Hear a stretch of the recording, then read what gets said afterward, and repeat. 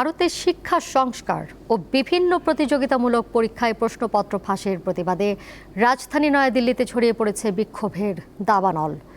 এর সঙ্গে এখন যুক্ত হয়েছে বলিউড তারকা সহ বিরোধী দলগুলো। শিক্ষার্থীদের ন্যায্য দাবিতে পুলিশের সহিংস আক্রমণে ফুঁসে উঠেছে গোটা ভারত।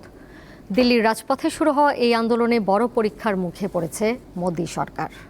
ভারতের রাজধানী দিল্লি, যেখানে ক্ষমতার দাপটের কথাই শোনা যায় বেশি, কিন্তু সেই রাজধানীতে এবার ঘটে গেছে আন্দোলনের এক মহাবিস্ফোরণ, যা পৌঁছে গেছে দেশটির সংসদের দোরগোড়া পর্যন্ত।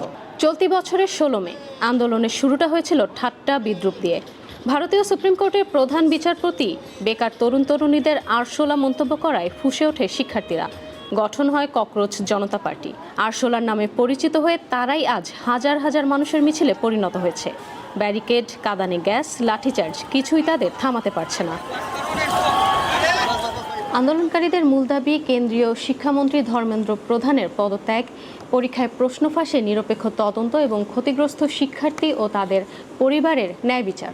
দাবি আদায়ে দিল্লির যন্তর মন্তর থেকে পুলিশের নিষেধাজ্ঞা অমান্য করে সংসদের দিকে পদযাত্রায় বল প্রয়োগ করে পুলিশ। শিক্ষার্থীদের ন্যায্য ও স্বচ্ছ পরীক্ষা ব্যবস্থার দাবিতে পুলিশের সহিংস আক্রমণে ফুঁসে উঠেছে গোটা ভারত। বিপাকে পড়েছেন মোদি সরকারও। শিক্ষার্থীরা একা নয়, দলে দলে যোগ দিয়েছেন সুশীল সমাজের নাগরিকরা, বিরোধী দল এবং বলিউড তারকা থেকে শুরু করে হাজার হাজার শিক্ষার্থীর বাবা মায়েরা। কেন্দ্রীয় স্বরাষ্ট্রমন্ত্রী অমিত শাহ এবং শিক্ষামন্ত্রীর পদত্যাগ, প্রধানমন্ত্রী নরেন্দ্র মোদীর ক্ষমা প্রার্থনা সহ 5 দফা দাবি তুলেছেন বিরোধী নেতা রাহুল গান্ধী।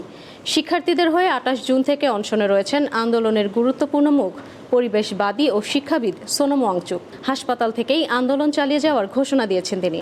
এই আন্দোলনের প্রভাব পড়েছে ভারতের বিভিন্ন রাজ্যেও। শুধু রাজপথেই নয়, এই আন্দোলন এখন সামাজিক মাধ্যমেও ঝড় তুলেছে। আন্তর্জাতিক গণমাধ্যমগুলো বিষয়টিকে গুরুত্ব দিচ্ছে। বলা হচ্ছে সাম্প্রতিক বছরগুলোতে মোদী সরকারের বিরুদ্ধে দিল্লিতে এটিই অন্যতম বড় যুব আন্দোলন।